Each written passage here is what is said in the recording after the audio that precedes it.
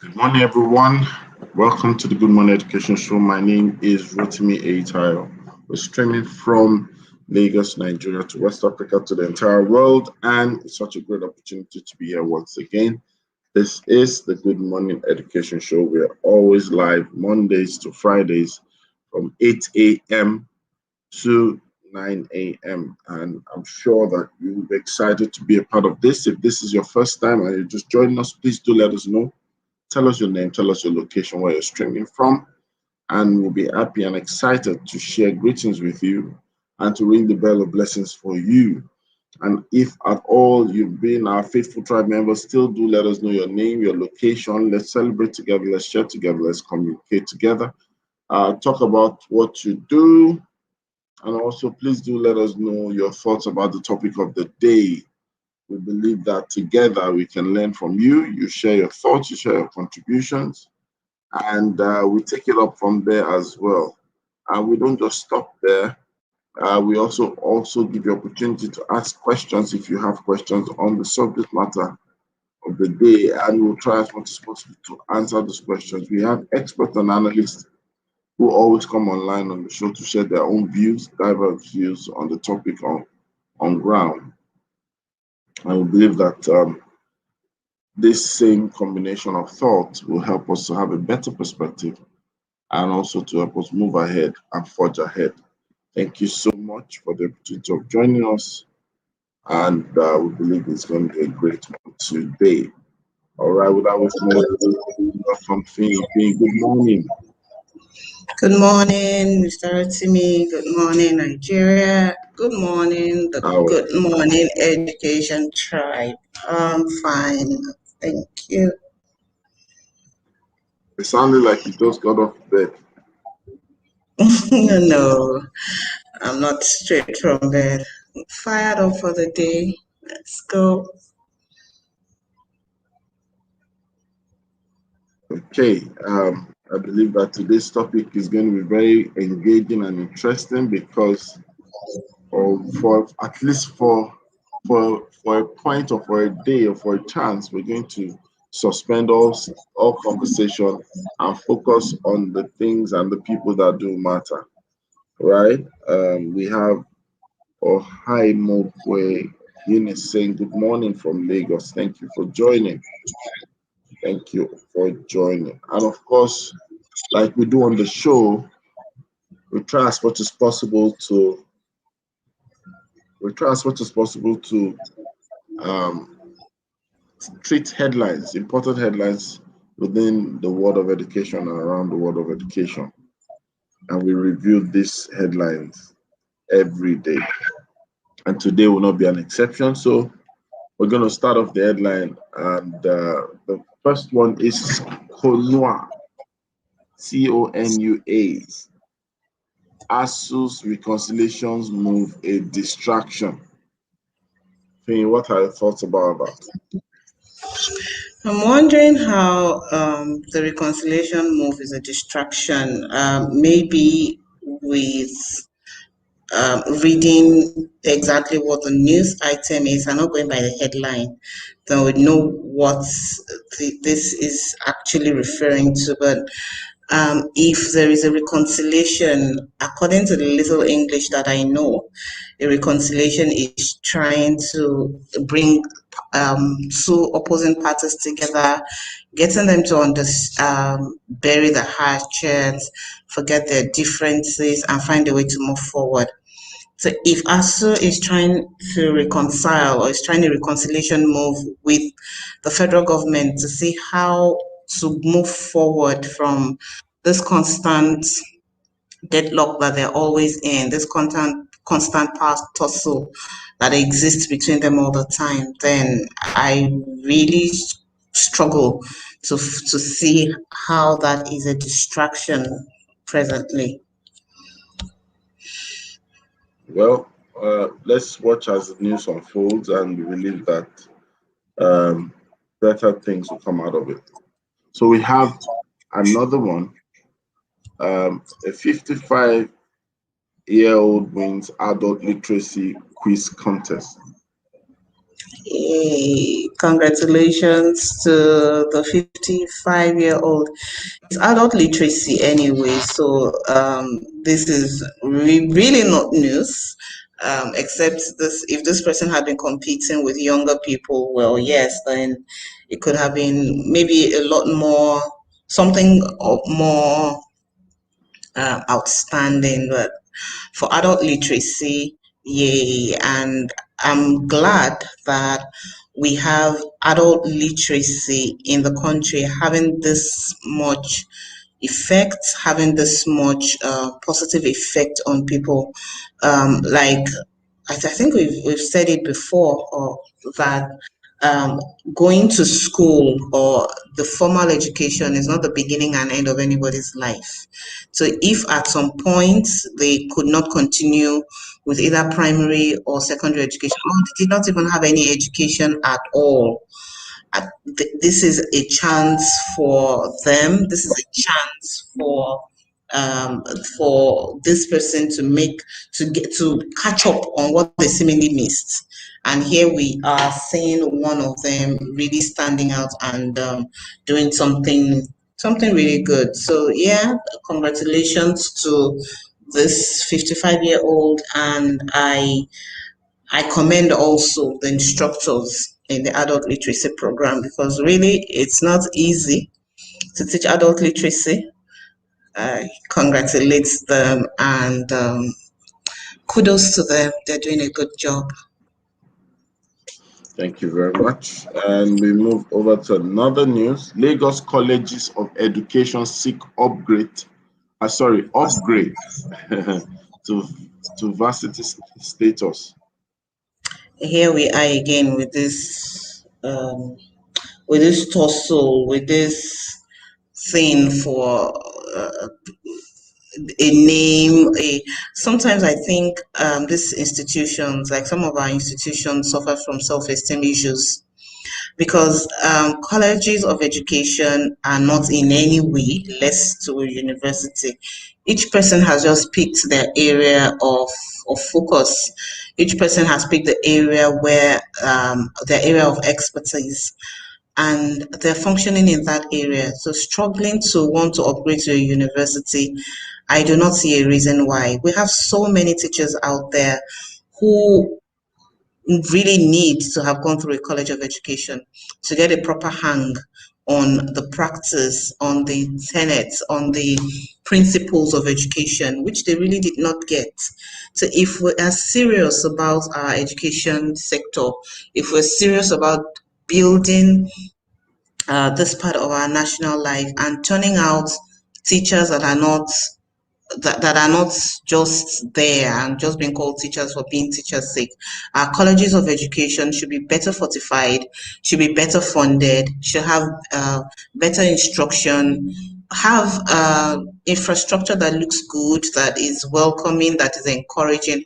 Because really, this is why some of these people, some of these institutions seek for all these upgrades. Polytechnics want to upgrade because their certificates are looked down on.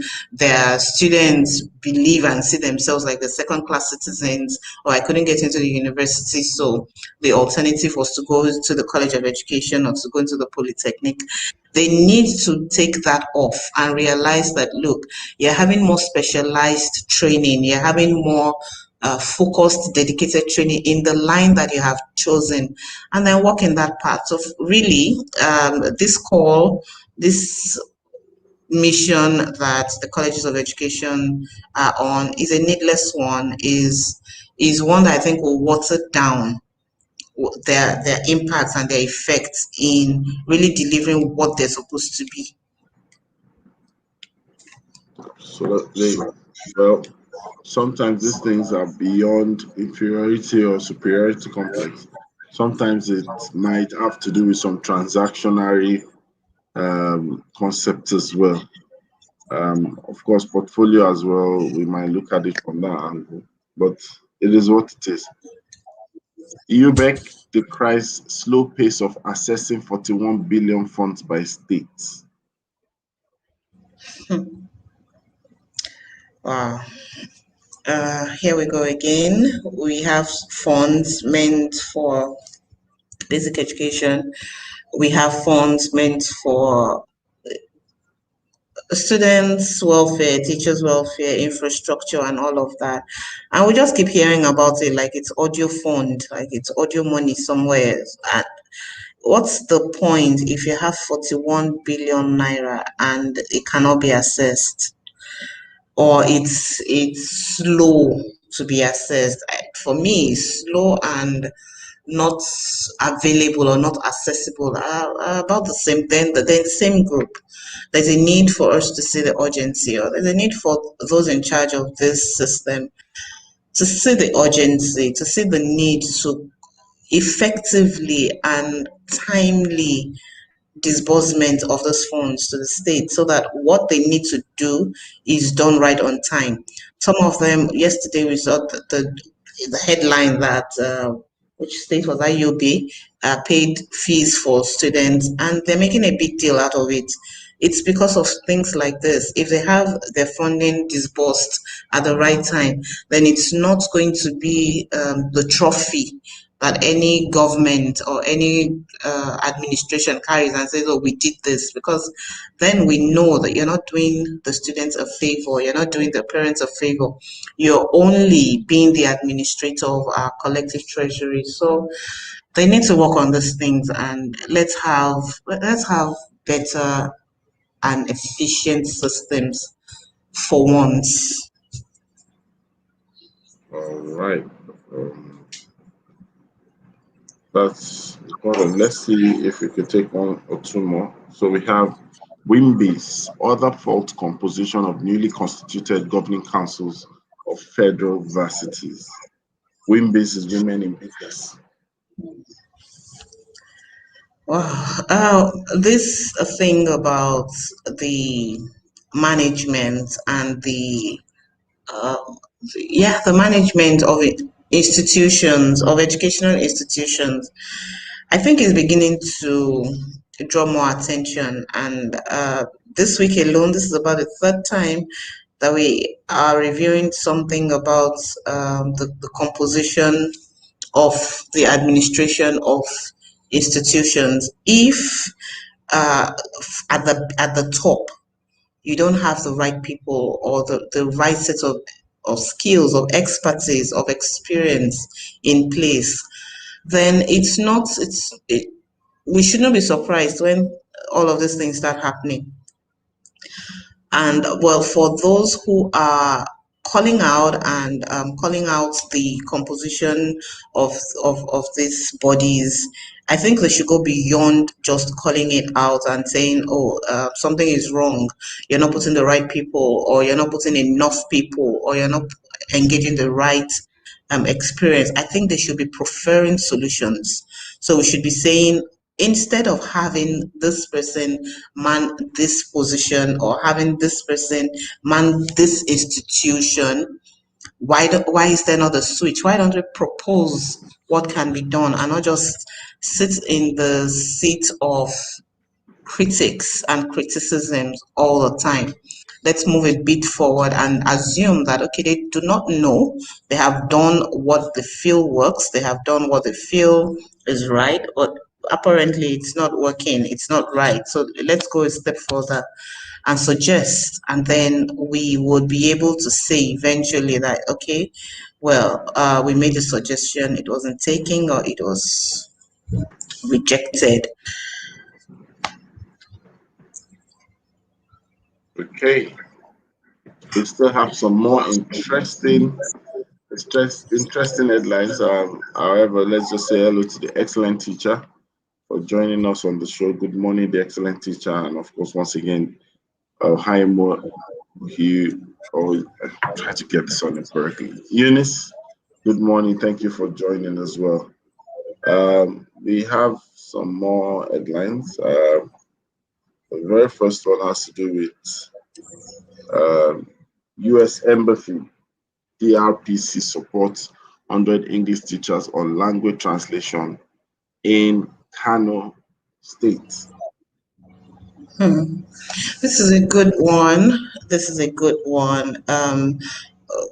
English language is second language to us, and we find that in places like Kano, the indigenous language is still what is more frequently spoken, even in schools. So you that language barrier sometimes is there to teach students on what they need to learn, what they sending teaching the concepts and getting them ready for exams that well they're competing with other people who will take these exams having been instructed basically in English. So for the support for English teachers in Kano on language translation, that's a worthy one. Thank you to the U.S. Embassy. Thank you to DRPC, and we hope that this can go round. I'm not even going to begin to want to attempt to go into why it has to be foreign support that we're getting in this area. For the fact that we're getting support, fine.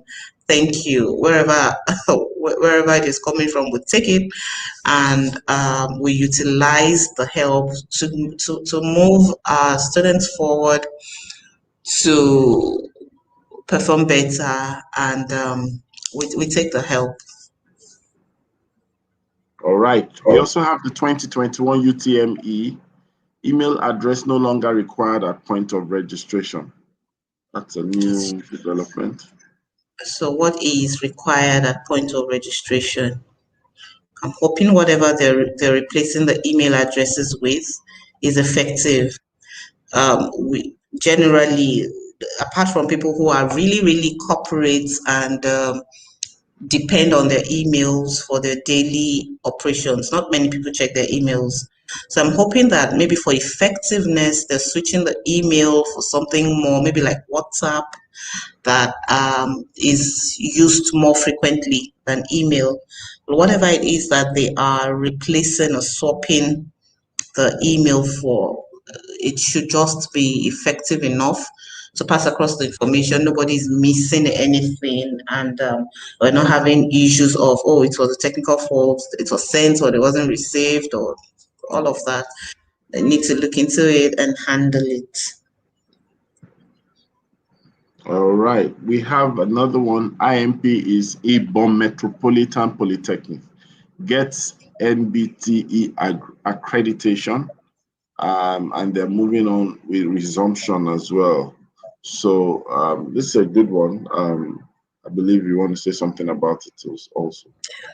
This is what we were talking about earlier, that the struggle for position or the struggle for prestige, the struggle for status should not even be something that we're discussing when it comes to these special institutions. So it's a good one for IMP. They have the MBT accreditation, which works for polytechnics and technical colleges. It's a good one. We have some people who really are not interested in, the mainstream university education. They know that they are more technical. Their path is more technical, and they would rather face that path headlong, be done with it, and go into practice. This is a good one. I hope other institutions see things like this, other institutions in this category see things like this and strive to develop themselves in these areas that matter. Get all the accreditations they need, get their equipment, just focus on delivering on why they really exist. All right. Then we have, yes, there's something I'm trying to get across. We have Recipient Lord Scholarship Scheme, that's there. And then we have the Army Varsity trains commanders on disaster response. Awesome. Yeah, so I know that there's this chain of, they have a chain of command, they have a chain of response, but it's never you can never overtrain when it comes to stuff like this, because one thing with disasters or with unrest, or when there is a breakdown of law and order, or any of that, and you need to bring in the uniformed men, either the army or the police, or but especially the army, is that these situations are unique. These situations are dynamic. So sometimes you have to continue to train and retrain and get them ready for how to handle the response to these issues. It's still fresh, October 20 is still fresh on our minds. There's a lot of debate on, could this have been handled better? Could they have done better? So yeah, for the Army University, yes, please, not only for the commanders. Anyway, the commanders will take it down to down the chain and pass across to their men and their officers. Yes, we really need this training. We need them to be able to, especially if in cases where they have to intervene, where students are involved. You know, the peculiarity with students and unrest and riots and all of that. What you can do, how you can intervene with people, with maybe other citizens, has to be completely different from the way you respond with students. So yeah, this is a laudable one. And we hope to continue to see more of this, not just a flash in the pan, and then just make the headlines once, and that's the end of it. We really would like to see more of this training, and much more importantly, see the deployment, see these things, this training in action. Fantastic. Thank you very much. While you're speaking, we have Rhoda joining us in the studios. Rhoda, good morning. Morning. Good morning. It's been a while. I was just like, oh my God, my team, my people, you know, my everything. Ah, it's great to be on today. And you're available for your special topic. You can say that loud and clear. Oh my God, I can't wait. I saw it and I was like, what? This is just what I want to see on the screen. Yeah. Okay. So we're not wasting much time. We're diving into the topic today.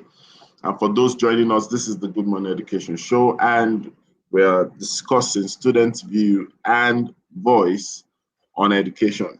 I believe that we're talking about different topics, for the past few weeks and months. I don't think it's never enough. I don't even think we've really spent time to really say that, okay, fine, we've been making communication, or we've been giving recommendations as to what should be done, how things are done.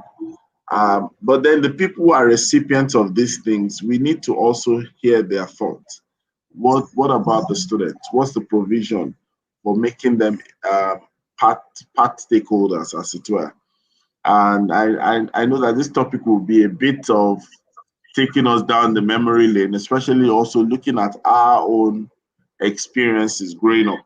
Because before you talk about students' voice, we need to even understand the student's view. What's been the student's view over the years? When you talk about going to school, what does it mean to us? What's an average thought? And then what should be the inclusion? So I think the best way to start is to hear from Rhoda herself. Students' view and voice on education. Rhoda, give us a very good intro. Over to you, Rhoda.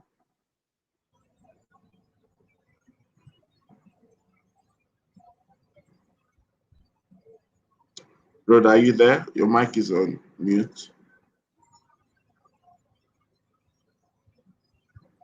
Oh, okay. So you said something that resonates with me. You said before we even begin to discuss their voices, what about their views? And this interesting thing about just going from the background where we started historically, especially in this in our context, is that it has never been the child has never been one to have a presence. I mean, I always say it this way, that we're very largely disrespectful to children. And even till today, when we talk about the rights of children, the rights, the UN rights of the child, if you go through all of that commission and what was stipulated on there, you would see that we're really far away from getting to where we need to be. So, from an African perspective, Nigerian perspective, it's always been, who brought you into this conversation? What are you doing here? You know how when we're growing up, immediately you see the visitors coming, you disappear. Like, it was a default setting. Nobody needed to tell you. It was just culture. You were not to be seen. I mean, you were only to be seen, not to be heard. And in many cases, you were also not to be seen because it was an automatic disappearance when there was a visitor, or there was an opera, or there was a real conversation to be had. You disappeared. Then what that means is that over time, whether you're having conversations on policy, you're having conversations from policy to implementation, you were never going to be on the table. Only one thing we've learned, I think, in recent times is how powerful the young people's voices are. And I think for some reason, if we go down the memory lane, or even using the historical perspectives, you realize that most of the people who, even let's just take Nigeria, let me not even go far away. I saw a documentary not too long ago, and it was a documentary that talked about our past leaders, the Nnamdi Azikiwes of this world, the Murtala Mohammeds of this world. These guys were in their 30s. Obasanjo, they were in 30s. They were in their 30s as nation leaders. It's almost unthinkable, unfathomable that that's possible in today's time. So, where, and what it just says to me, or for me in particular, is there's been, the voiceless, and how do I say it? I'm looking for the right phrasing, but we just have not given the enough attention to the views of our young people. But guess what? Right now, skill acquisition is a game changer, because they know exactly what is required in the workplace. They know, because they're working as the future world of work practitioners. They are beginning to change the narrative of how we are going to go forward. They are the pressure group. They are that time capsule that has finally come out and is about to explode. So I don't know. Let me stop there and just hear, everyone else's initial thought. But I'm hoping that we can today share the importance of their views and how powerful it is for building strong institutions.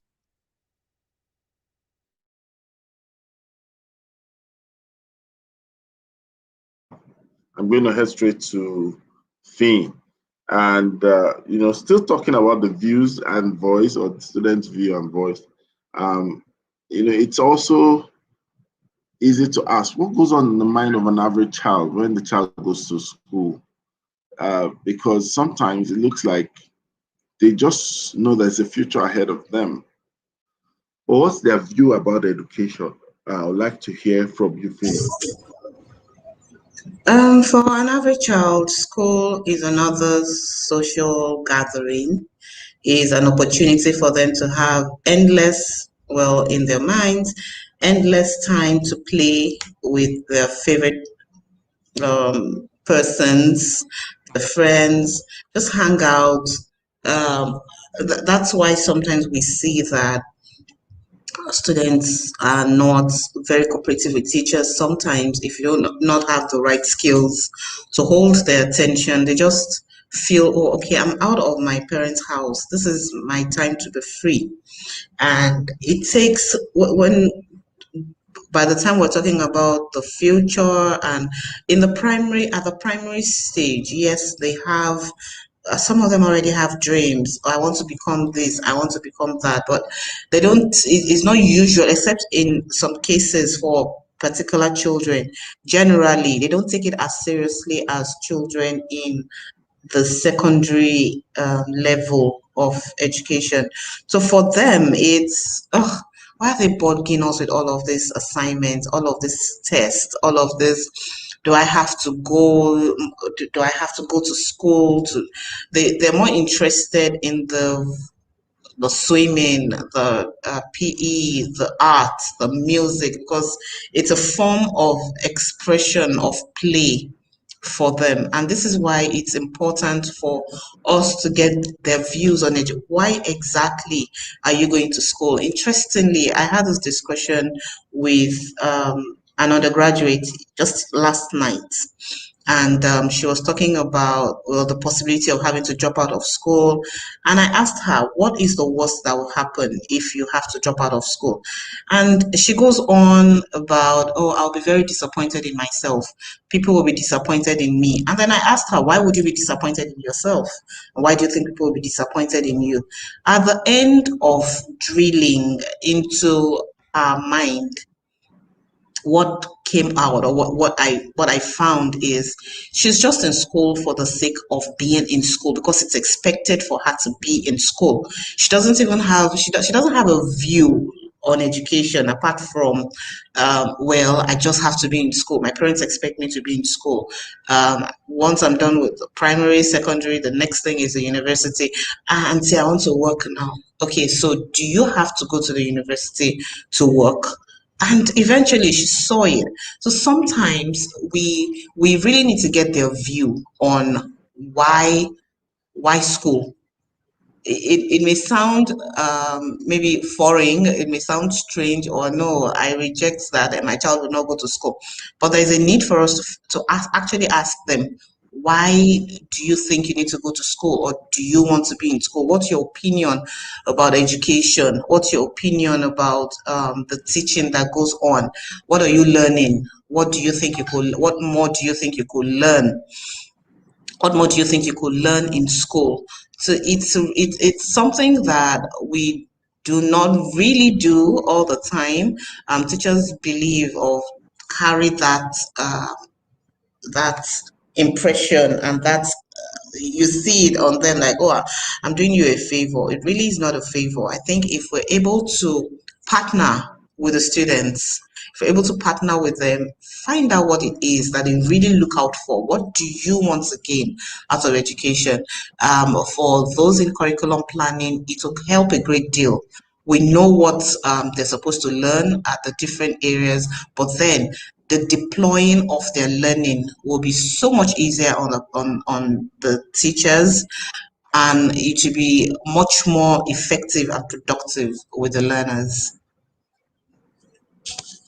All right, thank you. Let's bring KK into it. Of course, KK, in the heart of all this conversation, I'm sure you also have something to say, especially when we talk about students' view and voice. How much of design has gone into making an education out of the world of the children, as opposed to immersing the children into the world of our own perceived education?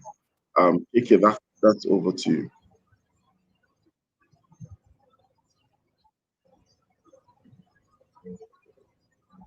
Kiki, are you there? Your mic is muted.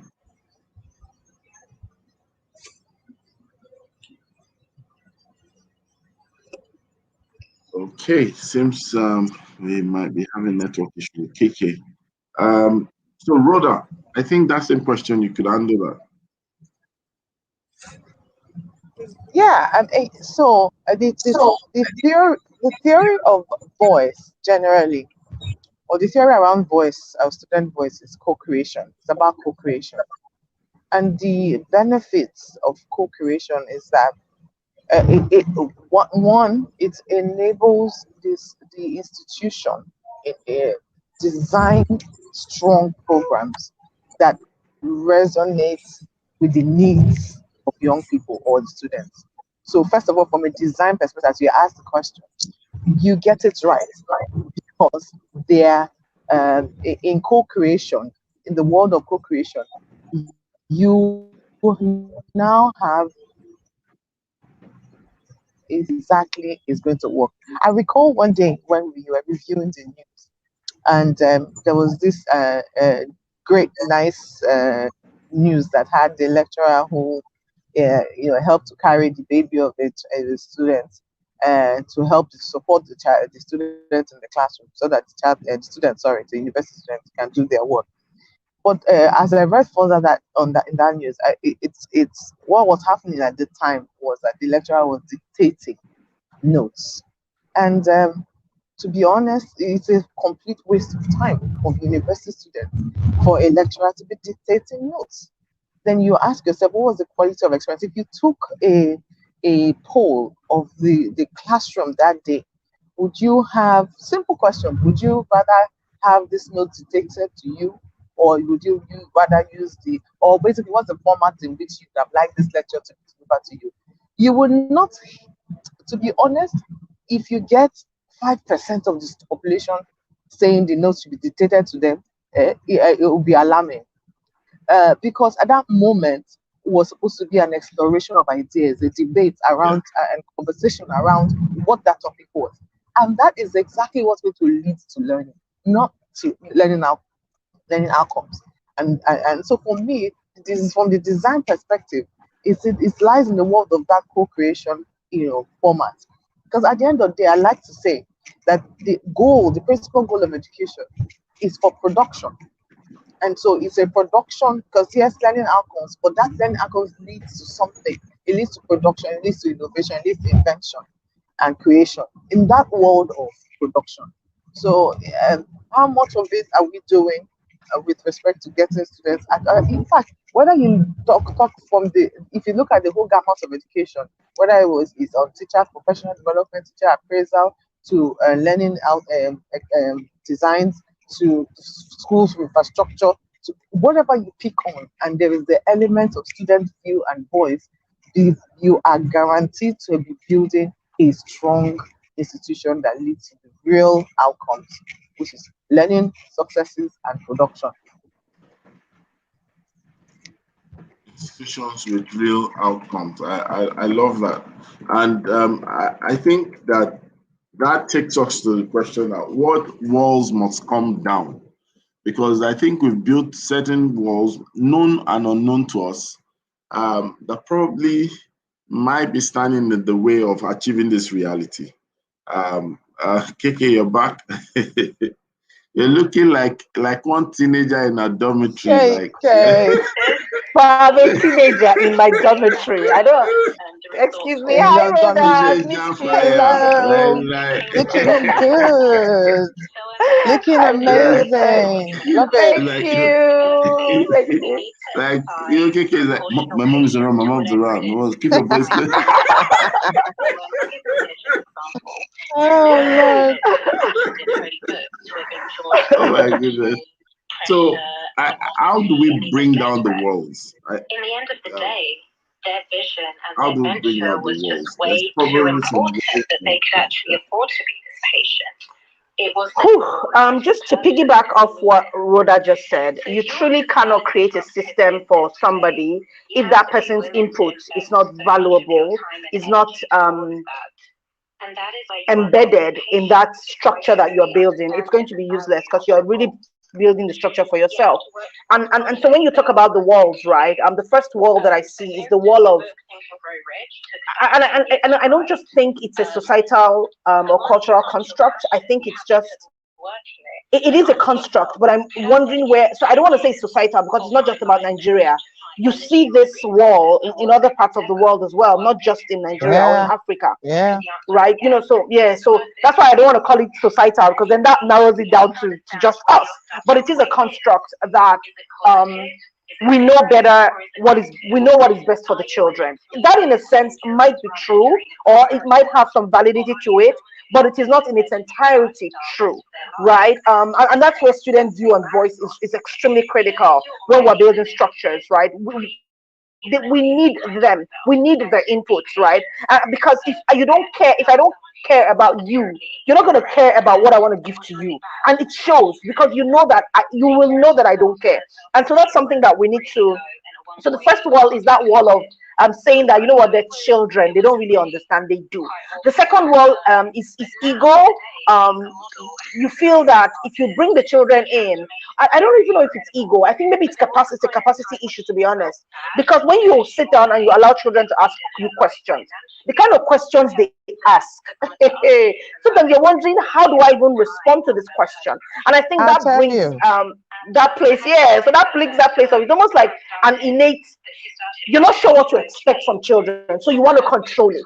So that's the second place, is control. So the first one, like I said, is we know better than, we know what's best for them. The second one is wanting to control their reactions, wanting to control their views, so that it kind of fits into the capsule within which you are working. And that in itself is incorrect, is wrong, because you've already put them, it's almost like you've benchmarked them, and they cannot rise above that. So how do we pull down those walls? The first one is to actually be gracious enough to let them in, right? And understand the fact that you don't know it all. So you need to be very agile in your thinking, because children are very agile in their thinking. If you're not agile in your thinking, you really cannot keep up with them, right? And sometimes the point is not to keep up with them, the point is to empower them to be able to get to that point where they can self-regulate, right? So that's why you are the adult. There's certain skills that you have developed that maybe the children haven't developed it fully. So your place is the place of a guide, and when you understand that, the walls generally will fall down quicker than if you want to maintain control, and if you keep saying they don't understand, they don't understand,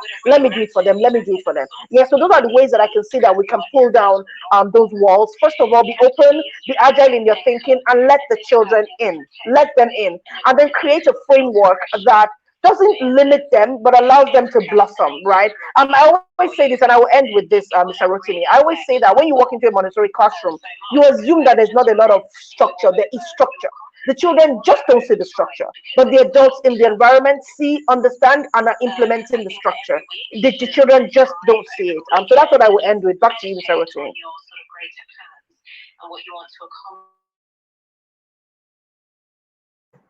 Welcome, Ifyok. Welcome, Ifyok. I hope she can hear Hi, me. good morning. Welcome, Hello, good Ifyok. morning. Ifyok, you've lost your voice from groove. You've been Good grooving. morning. Rhoda, Good morning, everyone. I have some secret tips that I'm going to share. Ooh, Ifyok Okay. has been digging it, spotting and okay. spraying money. Education, entertainment. It's not just been party all the She's way. been I've been grooving. We working. saw I've the also been white background. All those You've white been backgrounds. working. We saw you. Oh, Rhoda, you're in the spirit. You're in the spirit. You're in the spirit. I didn't That's know. What that's did the she stuff I say? of didn't know great you're in the spirit. educators. Say that I again. missed that. I missed that. What did she say? I missed that. I missed that. What did she say? Rhoda to have some copies of that special exclusive, entertainment Oh That's my right. goodness. preparation for Ifyok. It is well. All right. So we're talking today about students' view and voice on education. And we've been having a great conversation starting from Rhoda to V to KK. And thank God you're in. But then there's this thought that comes to mind. A lot of times people think they know best for kids, especially as adults. But then I sometimes sense that it might be that adults themselves have made provision for themselves while planning for kids. You know how it is where you know what will be demanded of you if you are to go certain degree. So before you stress yourself, or better still stretch yourself, just why not just provide a particular scenario? Because sometimes I hear people say things like, no, don't let's do that because, and then you start seeing the motive coming to light. That it's not as if sometimes people don't know what to give as an experience to students, but it's going to demand more from the caregivers, from the educator, from the one who is involved and who is in charge. So, Ifyok, what do you think about this? How can we get to, get around this kind of reality? Okay, so if I get you right, the reality that involving children's voice, view and voice is more demanding. Is that what you're asking? Yes, no, yes, we've Okay. had some conversation on that. So some of the things that we're trying to now bring out is, so if we're trying to follow all the things that have been recommended and stated, let's say, for example, in the area of getting children to be creative, you might need to give them opportunity to explore and also to ask questions. Exploration would definitely make a huge demand on the facilitator or the educator in charge. Yes, Sometimes some people don't, no, let me not go and stress myself. Let me just keep it simple. Not because it's not that they can explore, but they know what it's going to tell on them, the toll and the effect. You have to become like a child to even get to, bring out those things from those children. Okay, so definitely it's a tall order. To when I saw this topic, two things came in my mind. I was like, from the point of the teacher and then from the point of the student, of the child. Now, as a teacher, when I'm planning lessons, it's important to leave space, or to prior to your planning, you have observed your children or the children you work with. And so you kind of have an idea of what the learning needs are. However, engaging them beforehand, now this is something that takes a lot of time. It takes a lot of input on your part as a teacher to involve children, involve the students' perspectives. Sometimes we could just go in and ask and throw an open question. What do you want to learn about?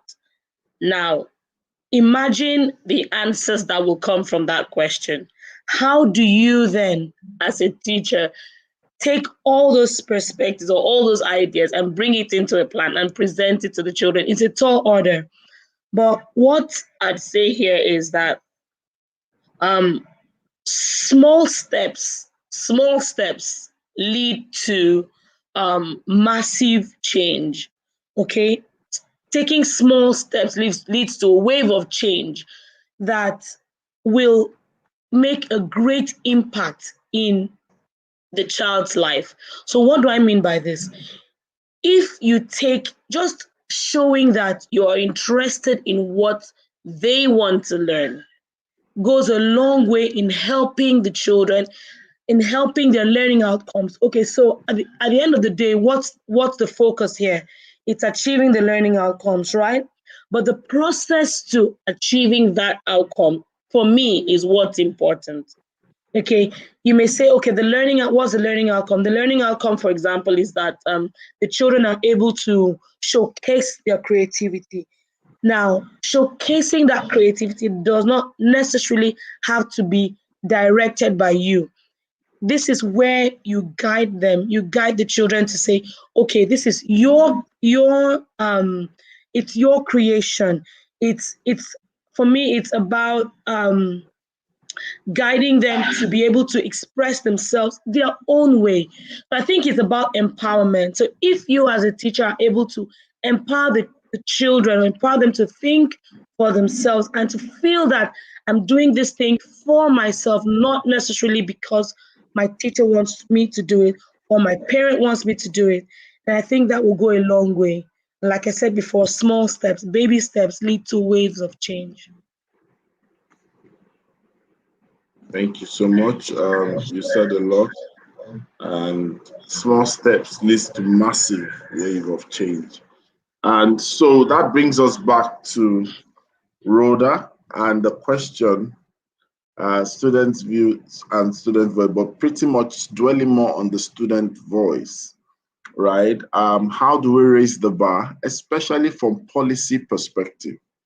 I know that you've done a lot in recent times and you've actually raised conversation along this path. So, Rhoda, please, could you, take some more time to open us up to the area of policy and, policy from this angle? Okay, thanks. I think this is a great question. When I openly plan using student voice and views and voice and choice, I often would talk about the student, what we call student agency, and it's just building around policy planning, is building opportunities for that level of engagement. So, what is the or what is the unit planners? What is the unit within every policy planning agency? that recognizes, acknowledges, and designs the student agency within it. So it's plenty English words, but for example, the what's the name? I think the Lagos State Ministry, would it be the Lagos State Ministry of Education? The Lagos State Ministry of Education has already thought through this thing when they designed the student council in every school. And it's one in way for allowing student opinion and a voice and views to thrive. So the student council is usually made up of, like the head boy or the head girl, the group of students who are capable of, coming together to speak about issues that concern their welfare in the school. So from a welfare perspective, even that on implementation is still falling flat because how much of that um, design or that agency is feeding into policy planning or policy change updates. How much of that? So even if from a welfare perspective, you already have an institution that you want, not you're not you use it as one of the ways to ensure that schools are approved, right? One part of as part of the approval process, as part of that your quality assurance checks, you are almost always ticking the boxes with these kinds of things, and they're there. So, how much of all of the feedback that's received from students is collected upwards, using the bottom up approach to ensure that, okay, these are the things that students think about when it comes to infrastructure.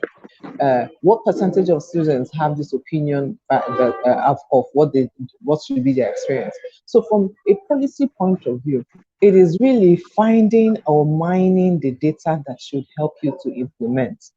And what are the platforms where like for example, what are national platforms for us to hear about student feedback on the education system? Now, if a policy doesn't try to design it in that way, it's not going to happen. Take Kenya, for example. They recently implemented the competency-based curriculum. Part of the reasons why they did that was because they amplified the student agency, listening to collecting data, mining that data, analyzing it, and listening to some of the real reasons why students feel that they should be in school, that the school should enable them to have a skill to get a job or build a craft as part of the solutions to what the job shortfalls they have in the country. So that's the kind of thing that we want to see happen. Like where is the option of this, or where is the unit that it had that behind it has the student agency? Because at the end of the day, the entire concept of the student agency is really for us to help students to for them to one share their ideas, to design projects and own it. So yes, there's design part, but they also need to own it. The beautiful thing about student agencies is that when they become part of the design experience, they own it as well because it resonates with their skills. Then they can set goals. You can set goals, and then you can see them now leading on things like conferences, having presentations, discussions, and all of that. So with a student with the student agency, of course, amount of control will vary, but the point is that we need to keep in mind that the degree of control will be appropriate. Just has to be appropriate. So for me, from a policy standpoint, it's building student agency within units of or policies or stakeholders that ultimately decide what the educational experience will be. Thank you so much. That's very that's very thought provoking because apart from integrating, we need to also understand that degree of having them have that voice is very important. I'm going to ask KK this question as we're about to wrap up. So, KK, if there's something you could change, especially looking at the world of education, right, with respect to the student's view and voice on education, what would that thing be and why? Wow, that's a very, very good question, Mr. Rotimi. A really good question. If I could change something, what would it be and why? In terms of student voice and views. The first thing that I would change, and it's closely tied to what Rhoda just talked about, is the fact that there needs to be a framework for us to actually take student feedback and put it back into the system, right? So it's not just about students giving feedback. If we're not doing anything with that feedback, they are eventually going to stop giving that feedback because it's useless in a sense. That's what we're saying to them. So that's something that I would change. I would create teacher training programs. And I'm saying teacher training programs because at the end of the day, even if there's a policy and it's not been implemented, then there's no policy. And the implementers of this policy largely are the teachers because they are in the classrooms and having this one-on-one with the students. So I will change the curriculum element I would add a communication element to the teacher training college, and that communication element should have a feedback process where after each class and during the class, almost the way we do formative assessments, we would then have a point where we actually get feedback from the students and feed forward that feedback into the system. So that's something that I would change. And why am I going to change it? I'm going to change it because it gives the students an opportunity to express themselves, and it builds their confidence to understand the fact that they're not just passing through the world. And sometimes that's why how a lot of us adults feel. We feel that we don't have a voice, that even if I say it, nothing is going to change. So why should I bother speaking? So it is affecting change in that mindset from that very level, helping them understand the fact that you have a voice and you need to use that voice because that voice matters. And so when they see the things that they've spoken about being plowed back into the system, they feel better about it. They feel better about themselves, and then they want to speak some more. Because guess what? Every single child, every single student that is in our care has something to say, and what they usually have to say is amazing. So that's something that I would change, and that's why I would change it. Back to you, Mr. Rotimi. Thank you so much. I was just jumping on my table as KK was talking. I was just very excited. Feed forward the feedback. God, powerful Yeah. F's. Feed forward the feedback. Beautiful. Thanks, So, Rhoda. the way KK gets into the rhythm, if she's not dancing, she will be speaking. All right. In my dormitory room. In my dormitory. Your dormitory is beautiful. Thank you. I did not say anything though. So I said KK. So Uh,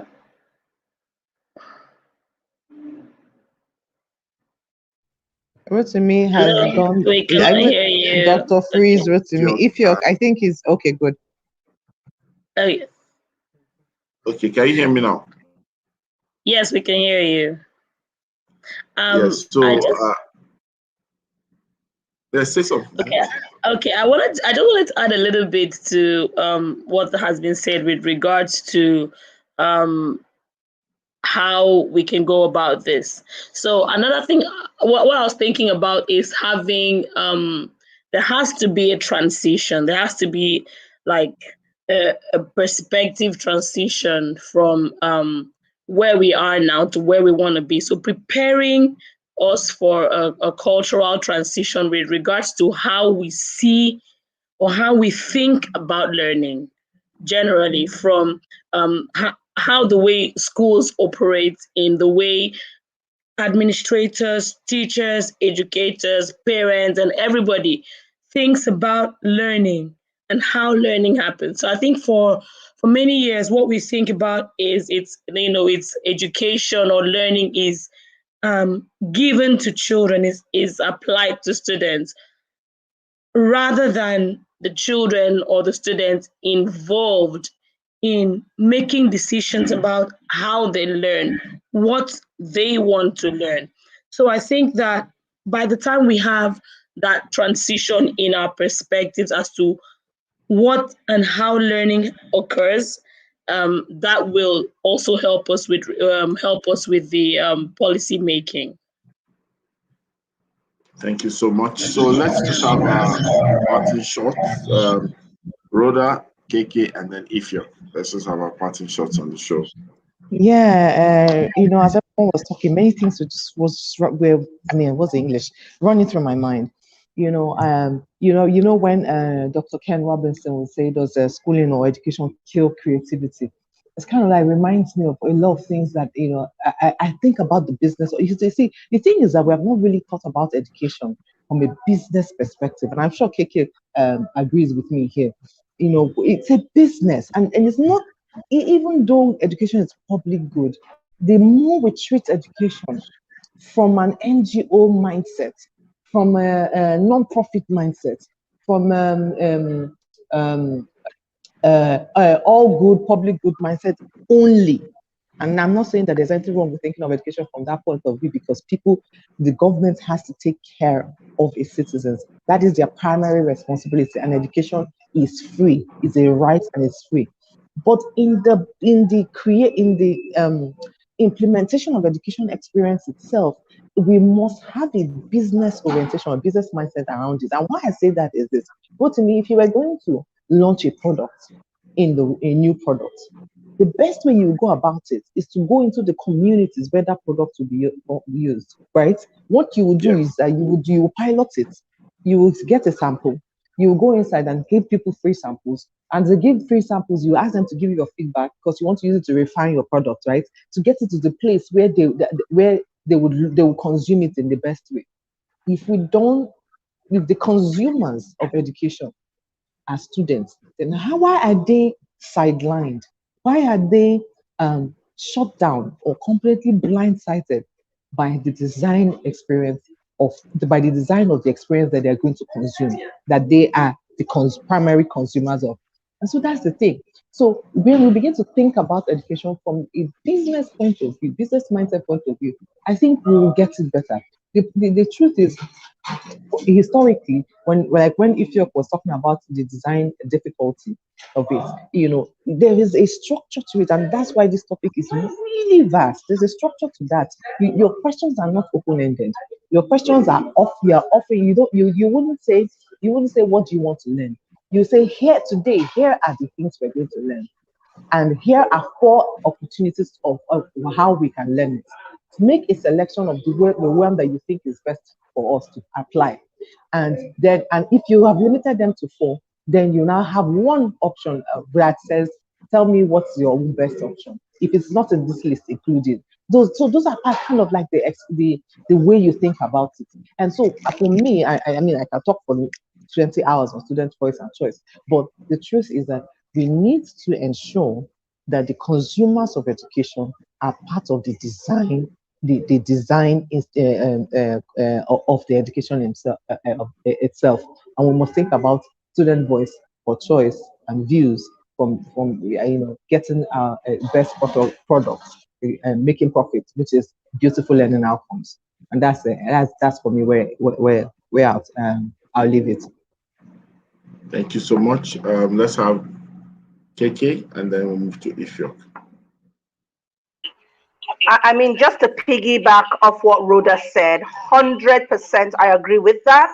When you're thinking about the fact that you're providing a service for a certain demographics, then the thoughts and feelings and how that demographic is consuming your product and your service should matter. If you don't put in that demographics into your design process, then there's a problem, because guess what? You will, once again, I talked about being agile, you will not be agile enough to change and become that thing that they're waiting for. And what would then happen is that there will be a gap, and once there's a gap, it needs to be filled. And so that in itself, we need to innovation, and then we begin to see redundancies happening in the system, because nobody wants to be in that system that is not meeting their needs, right?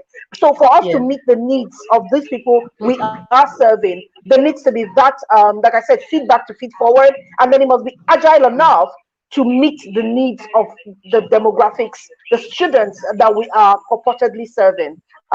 Thank you. Back to you, Rotimi. Yeah. Thank you. Finally, Ifyok. Okay, so one word that Ms. KK used that I liked there was the agile. Agility. It's about you being flexible, and it all boils down to, at the end of the day, with all policies in place and with all things being equal, it boils down to the teacher. Now, when it comes to your table as a teacher, I'll go back to what Rhoda was focusing on: co-construction of knowledge. Now, for teachers, this can be a very scary thing. It can be very, and it can be vague. But bringing it down, what does it mean to you when you say co-constructing knowledge? It means like you need to be able to take away the mentality of this is myself, okay, myself to them. I'm teaching them to, like, we're doing this together. We are going on a journey together. We're going to a journey of wonder, of fulfillment, of discovery.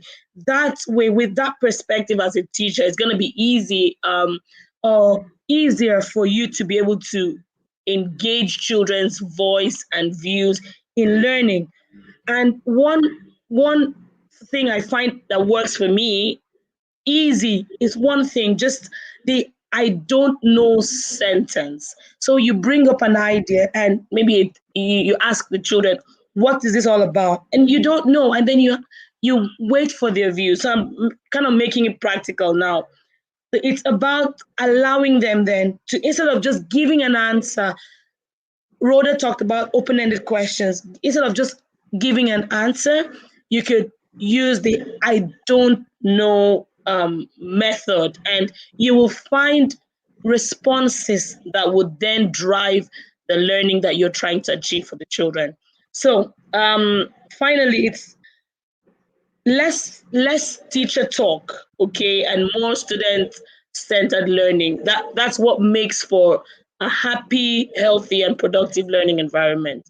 I'll drop it there and sign off.